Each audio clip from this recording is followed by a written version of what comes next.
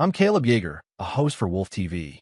To get a real pulse on how young people today feel about commitment, the network planned a live, on-the-street interview show, Why Are You Single?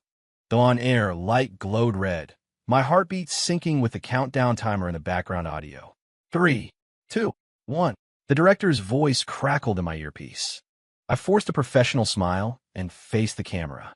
Good evening, everyone, and welcome to Wolf TV's brand new live and interactive show, Why Are You Single? I'm your host, Caleb Yeager.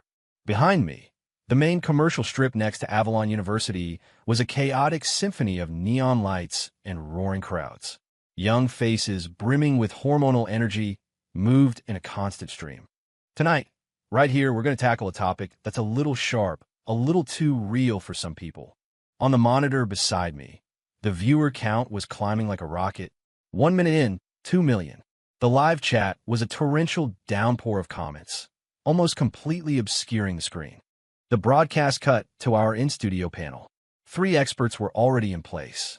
The venerable Professor Peterson, a traditional relationship expert, looked grim. Dr. Lena Evans, a psychologist specializing in female emotional wellness, watched with a curious, analytical gaze. And Walter Hines, a cool-headed socioeconomic commentator, sat behind a neat stack of data printouts. They were the show's anchors, my safety net. I took a deep breath, turned the camera toward the crowd, and started hunting for my first subject. A girl in a denim jacket with a clean, fresh-faced look caught my eye. Her. She was the one. I walked over and extended the microphone. Hey, excuse me. With the show, Why Are You Single?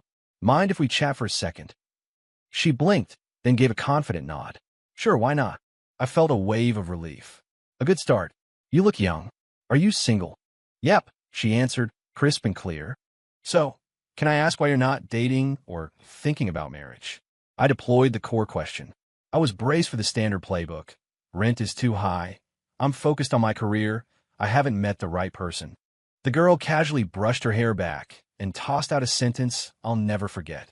Oh, because my boyfriend lasts 3 minutes, but my best friend can make me come for 2 hours. My brain and the entire live broadcast crashed.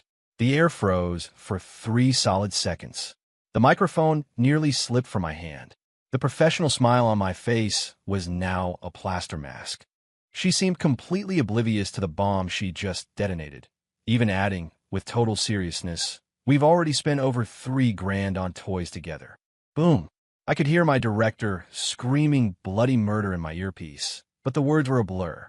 My survival instincts kicked in faster than my brain. Okay, let's not get the stream shut down.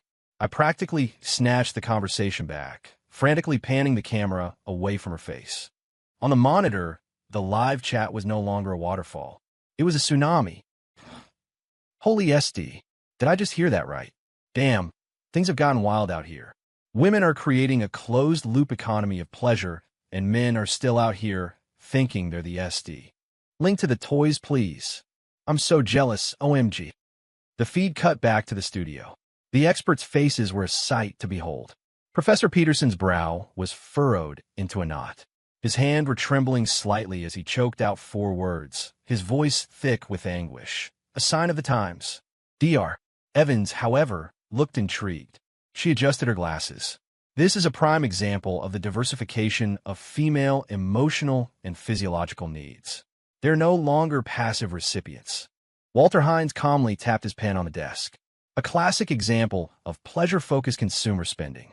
There's a massive emerging market behind that statement. In my ear, the director's voice was a bizarre cocktail of panic and euphoria. Caleb, viewership, 5 million. We're trending on Twitter. Hashtag #MyBFFIsBetter. It's climbing the charts. Standing in the middle of the crowd, staring at the flashing neon signs in the distance, I felt for the first time that this broadcast was about to go completely off the rails. My head was spinning. The words at the bottom of the Twitter trending list flashed in my mind. I like a broken neon sign. Hashtag #MyBFFIsBetter, without a doubt. The most surreal 4 words of my entire career. I forced myself to regroup, scanning the crowd for someone normal. I needed to salvage the tone of this show before it spiraled into chaos. A guy in black-rimmed glasses, looking studious and thoughtful, was sitting on the edge of planter, head bowed in thought. Perfect. A down-on-his-luck intellectual. He had to be a safe bet. I walked over, recalibrating my smile. Hey man, hanging out alone? We're from a show Why Are You Single? Got a minute to talk. He looked up, pushed his glasses up his nose, and nodded. Are you single? Newly single, he said, his voice laced with exhaustion. Do you mind if I ask why you broke up? He was quiet for a few seconds, as if weighing a heavy decision. Finally, he let out a long sigh. She said I couldn't even last 3 minutes. My heart sank. Oh no, not again. As if he could sense my disbelief, he pulled out his phone and opened a photo. It was a picture of a high-end fleshlight, still in its box. The anime cat girl in the packaging stared out with an expression of pure, innocent contempt. When she left, she gave me this. It's called a pussycat passion. She said, from now on, let the cat keep you company. I stared at the cat's eyes in the photo and suddenly felt like it understood everything. The chat, once again, went berserk. This time, it split into 2 warring factions. 3 minutes? My boys can go for half an hour easy. Lies. All lies. LMAO. His ex went straight for the jugular. The lesson here. If a man can't do it, a cat can. Perfectly balanced. On one side, my BFF is better than my boyfriend. On the other, my pussycat is better than me. Back in the studio, Professor Peterson slammed his hand on the table. A complete lack of responsibility. This is a disease among modern men. They can't even satisfy their own partners. But Dr. Evans shook her head. I disagree, Professor. This looks more like immense societal pressure manifesting as performance anxiety, striking at the most fragile part of the male ego. I didn't have time to process that. I just needed to get the show back on track. I spotted a woman in a sharp business suit, radiating competence. Hi, excuse me, She cut me off. I know, the Wolf TV show. I'm watching. So, what are your thoughts on marriage? I asked, jumping at the chance. Not for me, she said, her tone absolute. I don't want to have kids. Oh, so you're child-free by choice. Not exactly, she said with stark honesty. First, the cost of raising a child is insane. It would completely destroy my quality of life. Second, and more importantly, I can't be sure the man is a good person. I can't afford to risk becoming a single mother. Her argument was clear, logical, and airtight. The chat flooded with comments like, Queen has it all figured out. Just as I was about to wrap up, a guy passing by suddenly stopped. Hey man, can you interview me? I was taken aback, but handed him the mic. Same here, he said, a little worked up. I don't want to get married either. I don't want kids. And your reason? The cost is too damn high, it's exhausting. He paused, then leaned into the microphone and whispered a sentence that silenced the entire street. Besides, I can't even be sure the kid is mine. Dead silence. A full 10 seconds of it. On the street and in the live stream. The dam of trust between men and women, at that moment, in front of millions of viewers, collapsed. The chat was no longer about memes or arguments. Only 2 words, repeated over and over. Real. Too real. There's no trust between men and women anymore.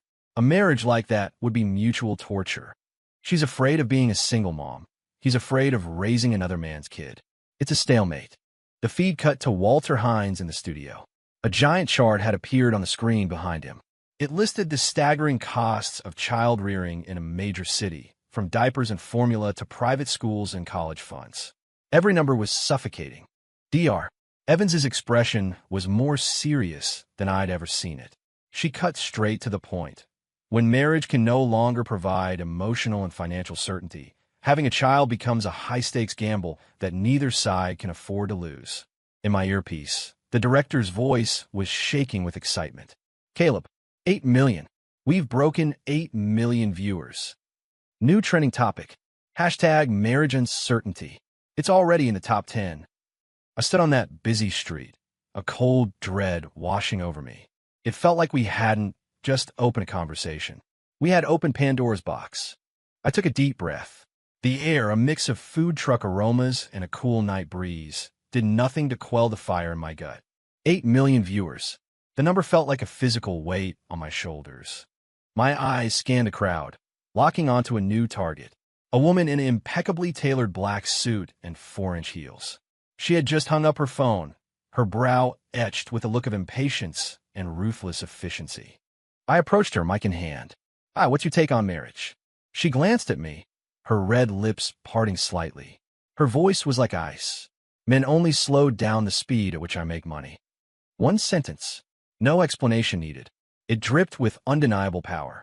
Before I could even react, she turned and walked away, the sharp click-clack of her heels on the pavement sounding like the beat of a war drum. The live stream erupted. "Now, that is a badass. I declare her the winner of tonight's show. A queen builds her empire. She doesn't need a king." In the studio, Dr. Evans's eyes were shining. She practically jumped in to say, "This is a classic manifestation of female self-actualization. Their value is no longer defined by or dependent on marriage." I pushed down my own shock and kept searching. A well-dressed young man was leaning against a Porsche, scrolling through his phone. I walked up and repeated my question. He looked at me, then at the camera behind me, and smirked. "I have a girlfriend. We have a great relationship." My heart leaped. Finally, some positivity?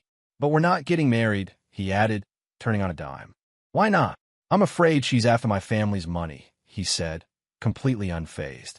"A buddy of mine, he put her name on the deed before they got married. The divorce cost him half of everything. He's still paying off the debt."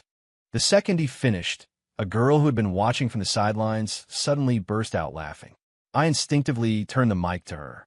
"What's so funny?" The girl crossed her arms, her eyes dripping with sarcasm. "Nothing. It's just, what a coincidence. I'm not getting married either. I'm afraid the guy is after my family's money." She looked straight into the camera and said, word by word, "A good friend of mine got completely played by some grifter from the wrong side of the tracks. The condo her parents bought them as a wedding gift, he secretly took out a second mortgage on it. Now her whole family is living in a rental." The air froze solid. Again, if the previous interviews were about a breakdown of trust, this was about cold, hard, human calculation. The same script played by both sides. The chat went completely off the hook. WTF? Is this a mirror universe? Is getting married just signing a high-stakes financial contract now? Is this some new kind of defensive training against marriage fraud? It used to be about finding love. Now it's about avoiding scams. The barrier to entry is getting insane. In the studio, Walter Hines had a new chart up. It showed the growth curve for romance scams and marital property disputes in recent years. The red line was nearly vertical. Professor Peterson, pale with fury, pointed at the screen. "Schemes. It's all schemes and calculations. There's no sincerity. How can a relationship like that possibly last?" I stood on the street, looking at all the young, vibrant faces, and I suddenly realized that modern marriage might no longer be a temple of love. It had become a cold battlefield of human calculation, a high-stakes game of financial chess. In my earpiece, the director's voice trembled with pure adrenaline. "Caleb, 15 million. Every major news outlet in the country is sending push notifications about our stream." A headline from one of them flashed on my monitor. "Wolf TV's live show, Why Are You Single? Tears the last shred of decency from modern love." The next day, I thought I'd shown up at the wrong place. This wasn't a street interview anymore. This was a rock concert. The plaza by Avalon University was completely mobbed, a sea of people packed shoulder to shoulder. Countless hands held up homemade cardboard signs, scrawled with every possible reason not to get married. It looked like a massive piece of performance art. "I'm afraid the kid won't be mine." Marriage? Not even my dog would do it. Interview me. I've been cheated on 8 times. I was escorted by security, fighting my way to the center of the chaos, feeling like a walking wishing well.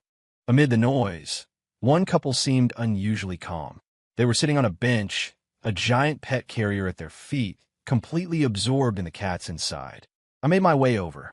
"Hi there. We know, from Wolf TV," the guy said with a smile. "We came here for you." I offered them the mic. "You two seem very happy together. Why not get married? We already have kids, so we don't feel the need to," the woman said gently. I was stunned, my eyes instinctively glancing at her stomach. She shook her head and pointed at the carrier. "Our babies are in here." They opened the door, and 3 fluffy heads popped out. They were exquisite ragdoll cats, their blue eyes like sapphires. "This is our oldest, our middle child, and the baby," the man explained. Between the three of them, we spent about $2,000 a month. A collective gasp went through the live stream. My next question felt almost redundant. So you're committed to being child-free? Nope, the woman said, stroking one of the cats, her eyes full of adoration. We're pet parents. Raising cats is way less stressful than raising a human. The man chimed in, his tone resolute. A cat won't talk back. It won't go through a rebellious phase, and it won't ask you for a down payment on a house when you're 60. They'll just be there for you, quietly, and love you for their entire lives. All the love we have is for them. It's enough. The woman pulled out her phone and showed me her photo gallery. What I saw was staggering. Professional, 9-panel photo spreads of the cats that looked like they belonged in a fashion magazine. Custom-made birthday cakes with candles shaped like little paws. There was even a video of them on a beach with the 3 cats, taking a family portrait as if they were a family of 5. The devotion, the love, it wasn't an act. The chat, after a moment of silence, exploded with a debate more intense than ever. You know what? I suddenly get it. Better than raising some ungrateful brat.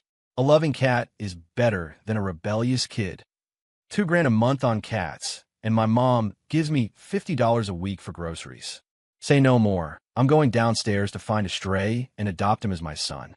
In the studio, today's guest expert, a senior psychologist, adjusted his glasses. This is a classic projection of a need for controllable emotional attachment. In a world of uncertain human relationships, pets offer a stable, unconditional, non-judgmental form of love. For many young people today, that is an incredibly precious source of emotional comfort. On cue, the director displayed another chart on the screen. The market size of the American pet economy. The growth curve was so steep, it was almost a vertical line. Behind it was the story of a massive shift in the emotional priorities of a generation. In my ear, the director's voice sounded almost dreamlike. Caleb, new trending topic. #pet parents. I looked at the couple, who were now holding their cats, smiling with a kind of bliss that suggested they had everything they ever wanted. But it felt to me like behind that happiness hid the deepest loneliness of our time. On the trending list, #pet parents and #controllable love were climbing at an insane rate. I watched the couple walk away, a complex feeling churning inside me. A young woman pushed her way through the crowd. Her makeup was flawless, but it couldn't hide the deep exhaustion in her eyes. "Mr. Yeager, can you interview me?" she asked, her voice trembling almost imperceptibly. I handed her the microphone. "You look very beautiful and capable," I said, and I meant it. She gave a bitter smile that was sadder than tears. "What's the use of being beautiful and capable? I've had 3 boyfriends, and they all left me. Why?" She took a deep breath, as if summoning all her strength. "Because every month, I have to wire half of my salary to my little brother for his college tuition." A ripple of shock went through the crowd. Nobody wanted a girlfriend who's bleeding them dry every month. That's what they all said. As she spoke, her eyes welled up. The emotion she had bottled up for so long finally broke in front of millions of people. Tears streamed down her cheeks, smudging her carefully applied eyeliner. "I don't want, but what choice do I have?" She was choking on her sobs, unable to finish. In that moment, I made a decision that went against every rule and protocol the network had set. "Do you want to call your mom?" She froze, looking at me with tear-filled eyes, and nodded. The call connected. I motioned for her to put it on speaker. "Mom," the girl began, her voice still thick with tears.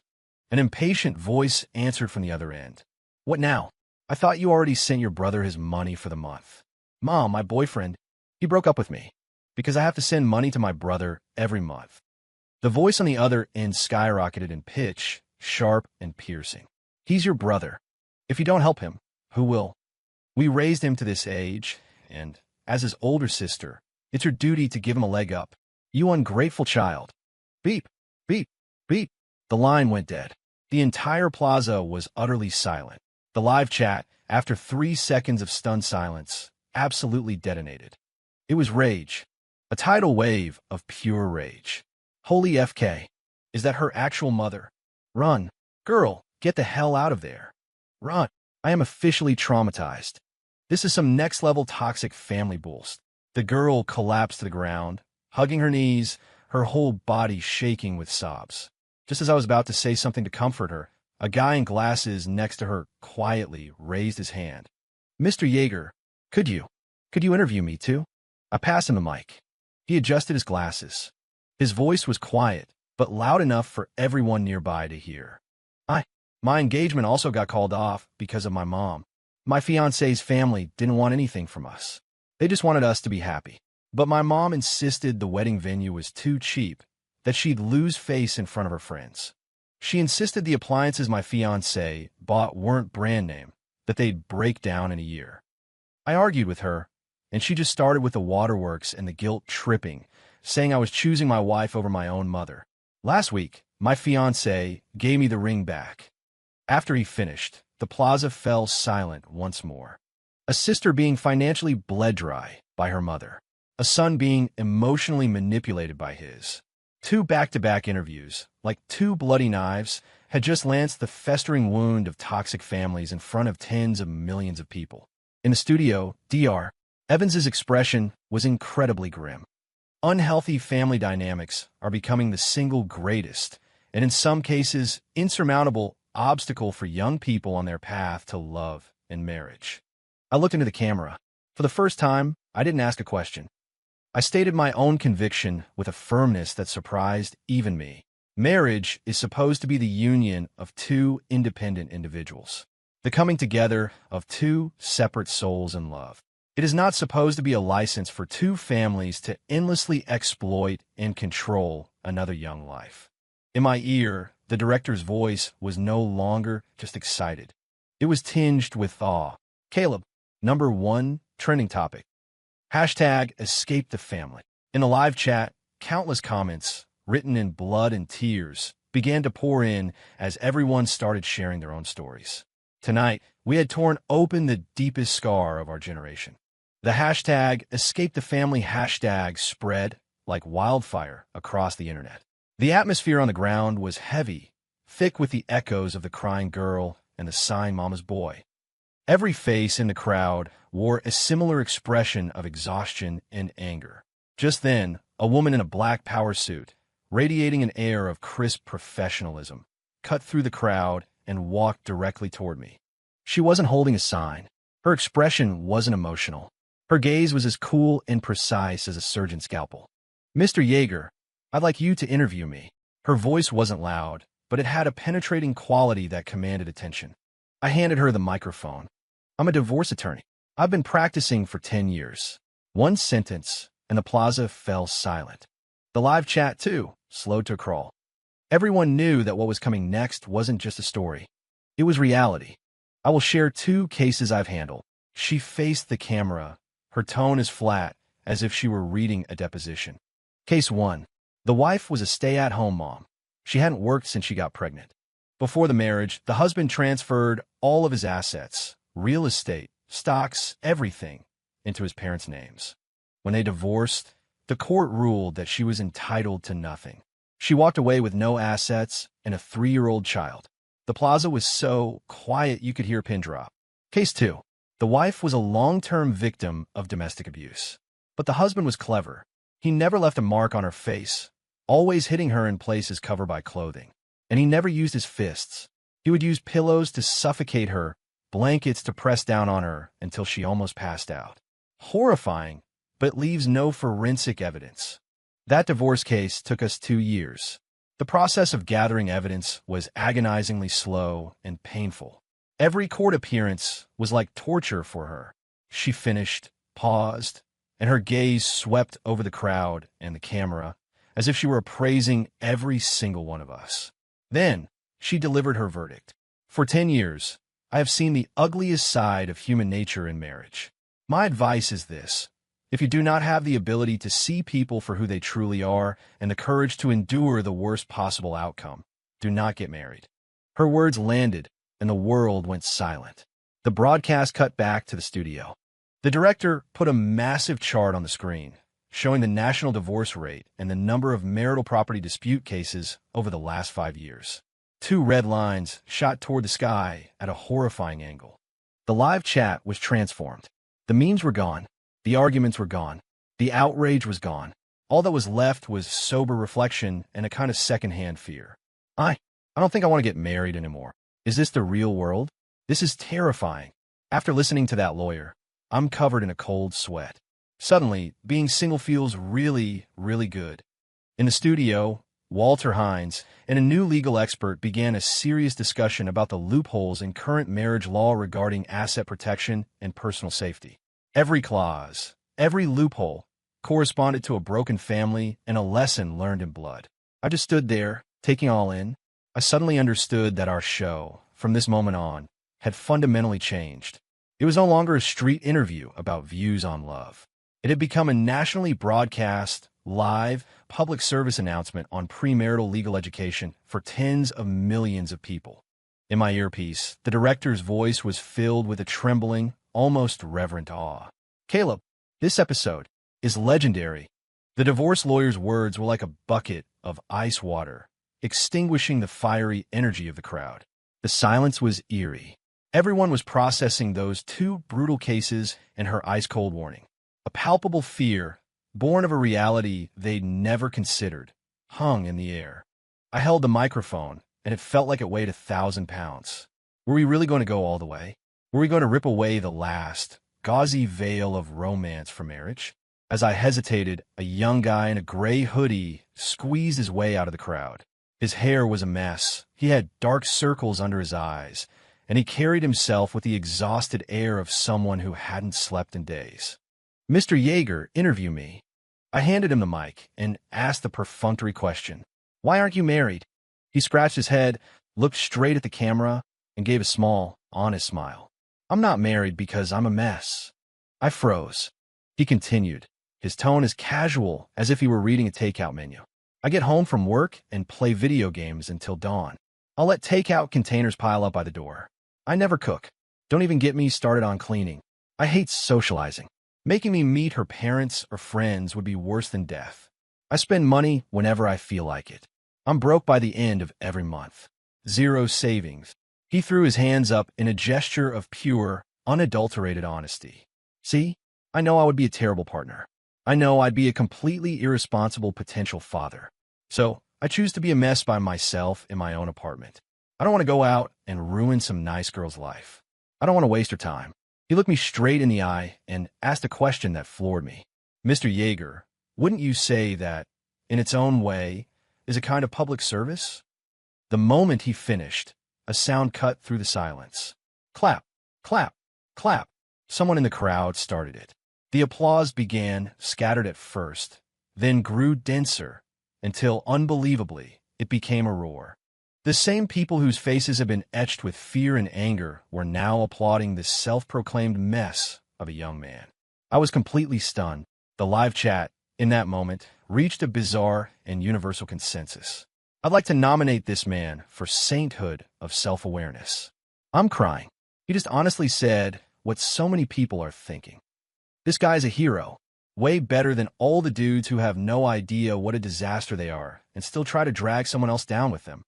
The nobility of letting yourself go to seed. In the studio, Dr. Evans had a complex expression on her face. We could perhaps call this passive responsibility. He is not actively trying to change himself to become a better person, but he has chosen to passively withdraw to avoid causing harm to others. This raises a new question.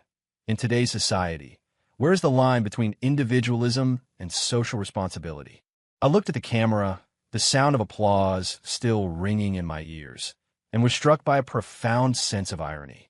I spoke slowly, my voice tinged with a weariness I hadn't noticed before. A young man who openly admits he's a mess, who chooses to keep to himself, has just received the most enthusiastic applause of the night.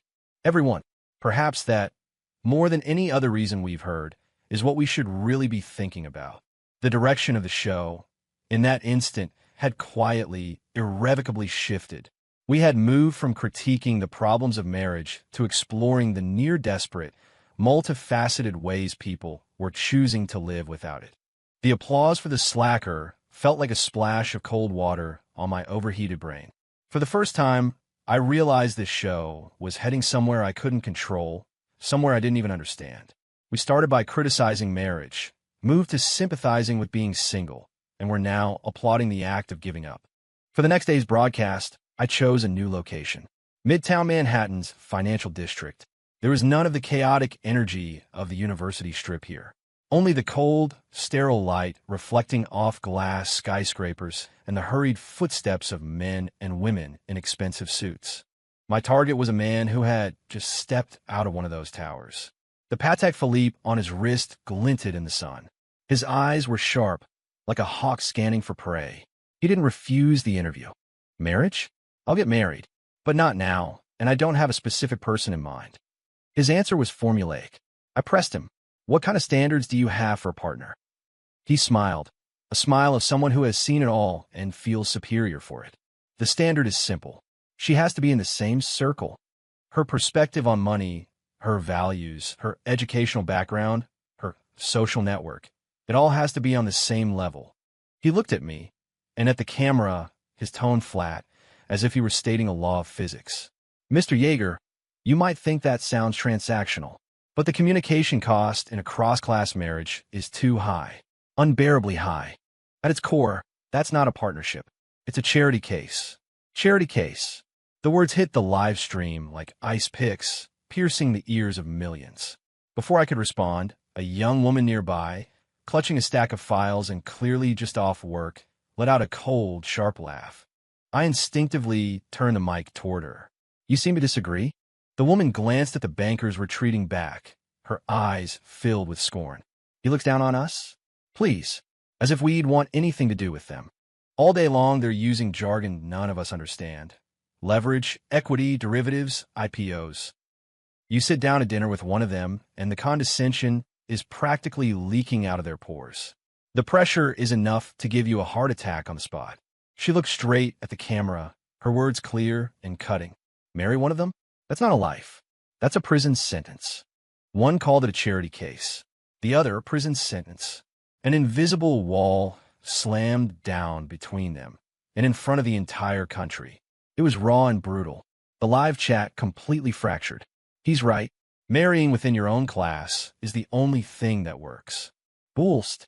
That's just blatant classism. She's just bitter. Sour grapes. He's a pretentious jerk. Who do you think makes the coffee you condescend over?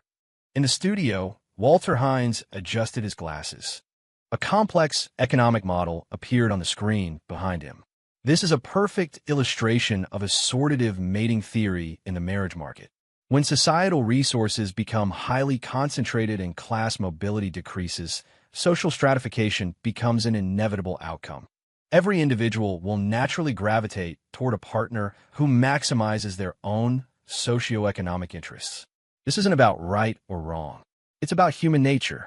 The cold, hard theory put an even colder end to the heated debate. In the face of this massive, unsolvable societal problem, love seemed so pale, so powerless. I stood beneath the towering glass walls, seeing my own reflection and the blurred faces of countless others.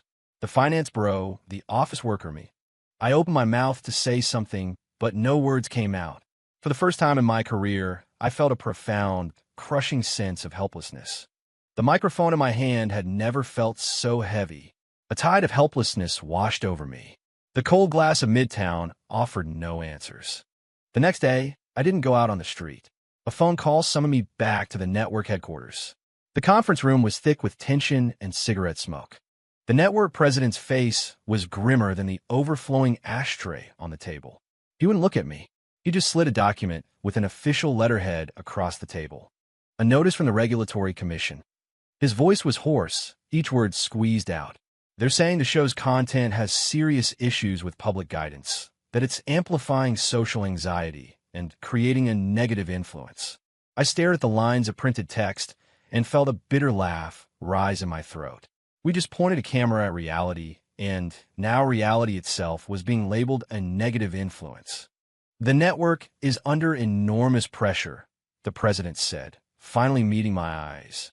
They were shot through with exhaustion, but his tone was a direct order. This is the final warning. The last episode has to be positive. Find a model couple, someone who's been married 50 years. I don't care. Celebrate love. Celebrate the beauty of marriage. You have to pull the tone of this show back from the brink. If you can't do it, the show is canceled. Effective immediately. He paused, then added, and so are you. Back in the production office, I relayed the president's ultimatum. The air went still. We're just going to cave? Leo, a young producer, shot up from his chair. Caleb, we're a cultural phenomenon. The viewers are on our side. And what's the alternative? Our veteran producer shot back, adjusting his glasses. Go to war with the network. We'll all be out of job. But what about all those people we interviewed?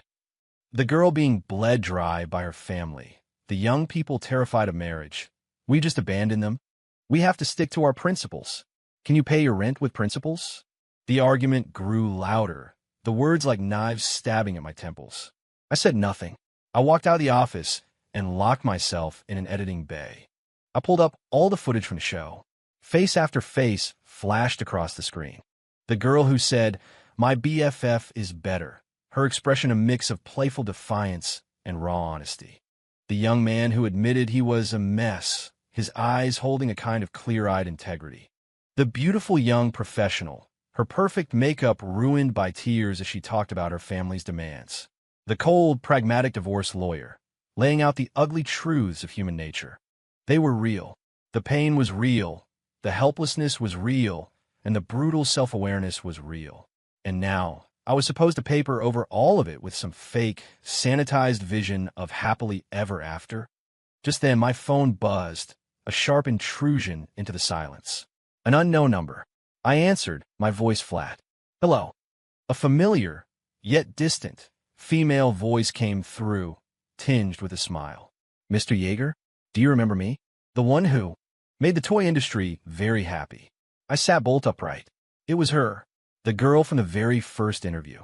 After my clip went viral, she said, her tone surprisingly calm, "A lot of people sent me hate messages.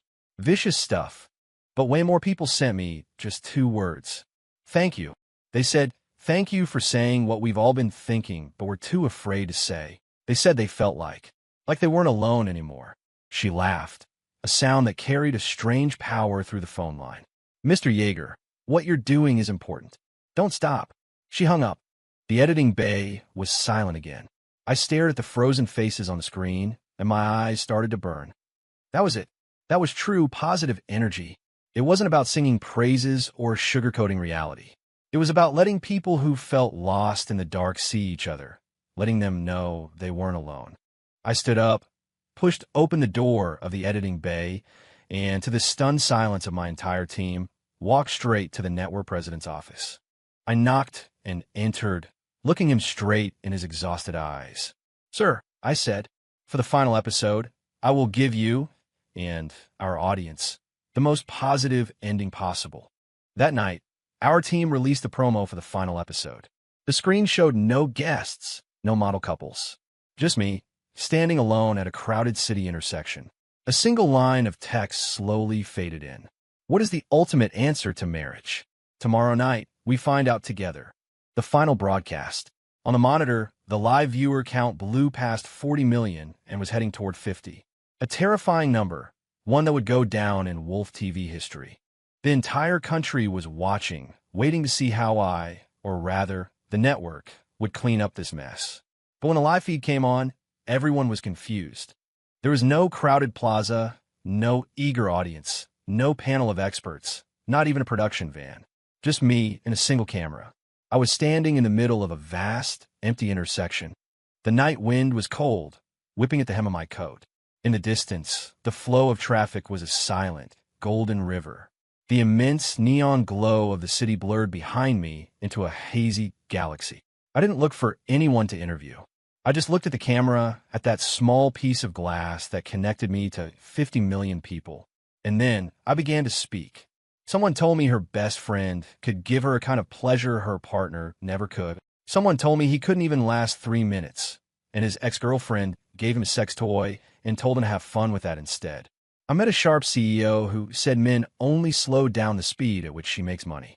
I met a couple who would rather spend $2,000 a month on 3 cats than ever get married. I saw a beautiful young woman break down and sob on camera because she has to give half her salary to her brother, and no man will have her. I saw a man whose engagement was destroyed by his own mother because she said, "My friends won't be impressed." A divorce lawyer used the most brutal cases from her 10-year career to warn us that if you can't see the darkness in people, you should never get married. A young man freely admitted he's a mess and said that choosing to stay home and not ruin someone's life was his form of public service. And for that, an entire crowd gave him a standing ovation. A financial analyst coldly informed me that a cross-class marriage isn't a partnership, it's a charity case. And a young office worker shot back that marrying someone like that isn't a dream, it's a prison sentence. I finished the last story and paused. The wind howled through the empty intersection. It was vast and silent. I looked straight into the lens, as if I could see past the screen and into the eyes of 50 million people, their faces filled with confusion, expectation, or numbness. When this show began, my question was, why are you single? I took a breath, every word feeling like it was being ripped from my chest. But now, after interviewing so many people, after hearing so many true stories, I want to leave the final question to every single one of you watching, to all of us, in a world where, for many, the risks of marriage seem to outweigh the rewards. Why should we get married at all? I finished speaking and let my hand fall open. The microphone dropped, hitting the cold asphalt with a soft, dull thud. I turned my back to the camera. I did not look back. Step by step, I walked off the street and merged into the endless river of strangers and headlights. My silhouette was quickly swallowed by the city, disappearing from the frame. The live feed didn't cut. The camera remained fixed on a lone microphone, abandoned in the middle of the road. The chat, after a full 10 seconds of dead silence, exploded. It was a tsunami unlike any before. This time, there were no memes, no arguments, no anger. For love. What other reason is there? To split the bills? I don't know. I honestly don't know anymore. So that when I'm old, there's someone there to sign the consent form for my surgery. To make my parents happy. I think I'll just stay single, thanks. Because of him, the idiot's been waiting for me for years to afford rent. So I won't be lonely. Tens of thousands of heartfelt answers, a silent, scrolling ocean, filled the screen. They were all contradictory and all profoundly true. In the shot, cars and people continued to pass, their lives intersecting for a brief moment in the frame. The microphone lay there, a silent question mark for which there was no single answer. The ocean of comments from millions of anonymous souls became the show's final word. There was no standard answer. There were only 50 million messy, heartbreaking, and beautiful individual choices. Our show, in that silent, collective moment of reflection, came to an end. And after that, it became a legend.